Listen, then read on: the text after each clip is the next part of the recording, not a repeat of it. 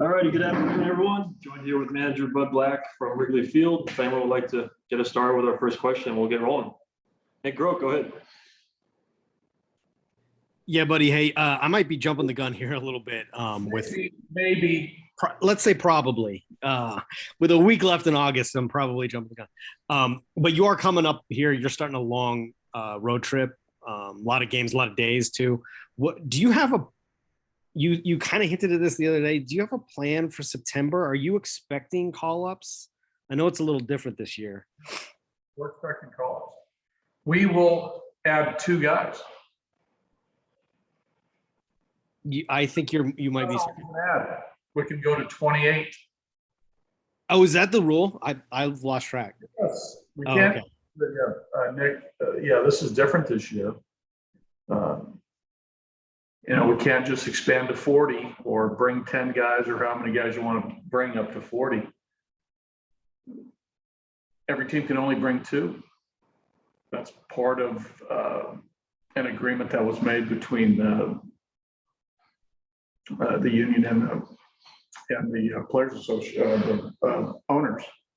The rosters expand to 28, but as you also know, the AAA season carries right alongside minor league season carries right alongside the major league season. So those guys play all the way to, into the first week of October, as the big league team does. So those guys are still playing in AAA. I think AA goes all the way to September 19th. So we're still, teams are still able to draw from their AAA team. Players are still playing, so that works. But the rosters only go to 28, and we will bring 2 players, as I'm sure every team will. Gotcha. I knew it wasn't 40. I thought it was. I didn't know it was only to 28. But I think last year in the COVID year, Nick, I think it went to 30. I think. Yeah. From 25 or 26. What was it last year? Was it 26 last year or 25? Anyhow. 26. Okay, I think we went to 30 last year. This year it's down to 28. Back when you could really expand, it gave you an opportunity for a number of reasons to get younger players here, to let them experience the big leagues and give them, some at-bats or give them some innings. Now it's a little different. You can't afford to do that, but you can bring a guy and then send him back to AAA and have him keep pitching, where before usually the minor league season would end, the first week of September. But we'll bring a pitcher, maybe 2. We're not sure, maybe a position player. But again, you can move guys in and out just like we can now, because the AAA season is continuing. Right, and then so you not exactly intentionally, although I know that you were hoping to do this at some point this year, but you have gotten your starters out of action. Sure. Here and there. Herman a little bit less so, but his innings are up there a little bit. But could you foresee even like a 6-man rotation in September? Yeah, potentially, sure. Okay. Yeah, or we could skip a guy. I'd have to look at the schedule with the off days, and we can shuffle some guys and give guys a blow if they need it. But again, I want to uphold the integrity of the season as it relates to our season and the teams that we're playing, and what that means. So I will, and Fossey and Darryl will look at the pitching real closely to see how our guys are doing, and also maybe potentially get a chance to see some of our younger pitchers. Peter Lambert's on the way back at some point. Whether we want to see Rollison or not, that's a discussion that we'll have internally. But those 2 guys are coming back, and they're part of our, long range picture as a pitching staff. Okay, great. Thank you, buddy. You got it. We'll go to Tracy next. Go ahead, Tracy. Yeah, buddy, with this, you guys have struggled on the road, but you're going in to play a team right now that might be struggling more than anybody except Baltimore. Right. Is that almost a trap? Could be. We played them before, and they have a lot of guys who are hungry and playing with a chip on their shoulder. Wisdom, Schwindel, Ortega, guys who've been in the big leagues, have been with different teams. Now they're with the Cubs, and they're trying to solidify themselves as big leaguers. just like our guys are. Some of our guys, Hampson, Hilliard, Rogers, down the line of our roster, Nunez. So, they're, from our video, from our advanced scouts, they're playing hard, and they're trying to, make a name for themselves, a number of these fellas. So yeah, I mean, we're well aware of that, and our guys are, our guys, we're not,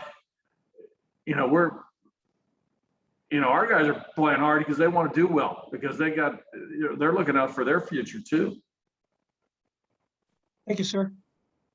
We're going to Noah Euland next. Go ahead, Noah. Hey, buddy, how are you? I'm well, thank you. Do you happen to have any injury updates on Jonathan Daza, Tapia, Jordan Sheffield? Yes. Sheffield was going to pitch today in Arizona. They got rained out yesterday. The game he was going to pitch, they didn't have a scheduled game today, but he was going to throw like an inter squad simulated type high intensity game amongst our own Rocky players. So he's getting into the swing of things. Tapia is with us here in Chicago. He took early batting practice with a number of guys. He ran the bases. We ran him through some agility stuff, some defensive stuff. He played long toss. He got his arm activated. So he's getting closer to going out on a rehab assignment, potentially as early the middle of this week. So he's doing fine. Daza still has his bandage on his hand. Mother Nature is healing the slash that occurred with his injury. No timetable on him yet, but he'll go out on a rehab assignment as well at some point once that it's healed to the point where they take the stitches out. Some of the where there has to be healing, where he can grab a bat and not have it affect the cut. I don't know when. I'm not sure when that's going to happen. Patrick Saunders next. Go ahead, Patrick. Hi, buddy. A nice uptake lately, certainly from CJ, most second half of the season. Diaz for sure. But Mac has only hit one in July, one in August. Yes. Trevor has not hit the number I would imagine we all expected him to. Charlie is not either. So going forward, how much more oomph in terms of home runs does this team need going forward into 2022? And who are the guys you think that can come from? Well, I do know that power plays. I think teams that have successful seasons, I think in this day and age, need the home run. The years that we've won since I've been here, it's been a nice amount of homers, right? You look back to, Nolan and Chuck and Trevor and, Desmond and Reynolds, power plays. It's nice to see CJ bounce back from, last year for so many players in the 2020 season, but, 20 plus homers. And your point to Diaz for sure. I would like to think that, next year, depending on what our roster looks like, Mac, I think, is a guy that is going to hit homers. You're right. He had, 16. He had a lot of them early in April and May. So that is, a little perplexing. But I think the power's there for Mac. I think that will, again, show up next year, probably in the 20s. I think Mac will end up hitting 20 something this year. But if you're just talking about next year, Patrick, Mac, Rogers, Chuck, I think there'll be more. I just suspect there'll be more. I don't think there'll be less. I think, Sam has power. We got to get a little bit more contact. If there's contact with Sam, I think there's more homers than Sam. We got to cut the strikeouts down. And he's well aware of that. He knows that. The catchers, I mean, they have over 20 combined. That's a pretty good tandem. When you look at the at-bats those two guys have, and you put the homer total behind those names, it's pretty good. It's pretty good. So Rogers, Mack, Hilliard, Chuck. Trev comes back. We'll see on that. I mean, he's got homer potential.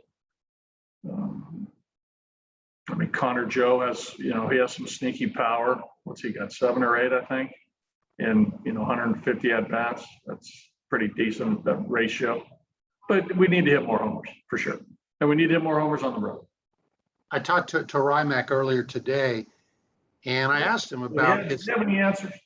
Well, he did sort of. He said he's feeling a little fatigued. It's that time of year. Right.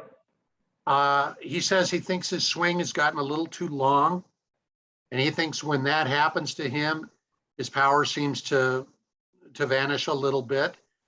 And I asked, what happens there is that, he's just, when the swing's a little long, he's just a tick late to the ball. That's why you see some of those foul balls, right? It looks like he's on them, but he's missing them. He's fouling them back. So, all right, that's good there. Good for him. and then the other thing I asked him, he said, God, obviously I want to hit more home runs. And I said, but you don't want to go out there and start trying to hit home runs, right? And he said, absolutely not. Absolutely. Yeah. So for instance, the other day, buddy, he hit the double yesterday. He hit the double to, I think it was right center. Right. Clicked it pretty good. But I'm wondering, are there any lingering effects of that elbow, forearm pain that he had? I don't think so. He hasn't, he hasn't received treatment. I mean, there could be probably a better question for him, but I think he probably hit it more on the head with his answers to you than any injury. No. Okay. And one more for me on this topic, and I've approached this with you before regarding Charlie. This was, I don't know, quite some time ago. And you said the main reason you didn't think Charlie had quite so many homers, a combination of the way teams were pitching him and the fact that he didn't have a Nolan around him or some guys with big homer power around him, and it's made a difference. Is that still kind of your take on that? I do think I think that's real. And I think the same thing with Trevor, even though Trevor's, had some pitches and he's fouled them off too. But it's been a heavy dose of breaking balls away to Trevor, on the corner or off. And a lot of pitches with Chuck, just away, not many pitches in, and they're being really careful with Trevor and Charlie this year. Okay, cool. Thank you, buddy. You're welcome. All right, we'll finish up with Danielle. Go ahead, Danielle. Hi, buddy. Jon Gray has been, at least when talking to us after his starts, pretty hard on himself these past couple of weeks. Has he been the same behind the scenes? If so, how do you kind of go about handling that? Danielle, my history here with Colorado, John's been exactly like that for 5 years. He's very hard on himself. And I think with you guys, brutally honest, and he for me is at times too hard on himself, right? And very harsh critic of his own performance. But when I talk to John, pitching coaches talk to John, teammates, we sort of tell them the same thing. John, hey, listen, were there some mistakes yesterday? For sure.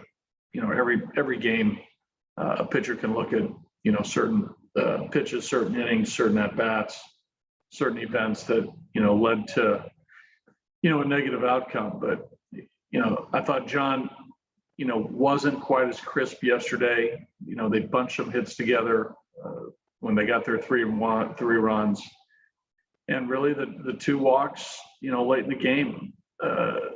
Both 3-2 counts, some close pitches.